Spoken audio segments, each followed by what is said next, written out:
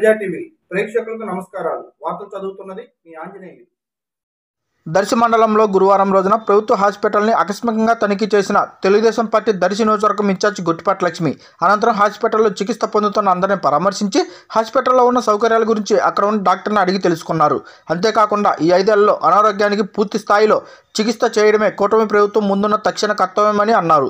దర్శి నియోజకవర్గం Telugu Desam party incharge Guttipati Lakshmi ఈ 5 ఏళ్లలో జగన్ రెడ్డి మార్కు, కనికట్టు కేటాయింపు, మౌలిక వసతుల కల్పన, సిబ్బంది నియామకాలపై సీతకన్ను, అంతులేని అవినీతితో ప్రజారోగ్య రంగమే వెంటిలేటర్పై చేరిందని ఆమె ఆవేదన వ్యక్తం చేశారు. ఇప్పుడున్నవన్నీ చక్కదిద్ది ప్రజల ఆరోగ్యాలకు భరోసా ఇవ్వడమే ప్రజాప్రభుత్వం ప్రాధాన్యతాంశంగా తీసుకుందన్నారు. అనంతరం అన్ని విభాగాల్లోకి వెళ్లి రోగులను అందుతున్న సేవల గురించి, వసతుల గురించి అడిగి తెలుసుకున్నారు. అనంతరం వైద్యులు, సిబ్బందితో మాట్లాడి ఆసుపత్రికి అభివృద్ధికి తీసుకోవాల్సిన చర్యలపై చర్చించారు. విభాగాల వారీగా సమస్యలు, ఆసుపత్రికి కావాల్సిన పరికరాలు, సిబ్బంది, ఇతర వివరాలు హాస్పిటల్లో ఉన్న డాక్టర్ సుమన్ని అడిగి తెలుసుకున్నారు.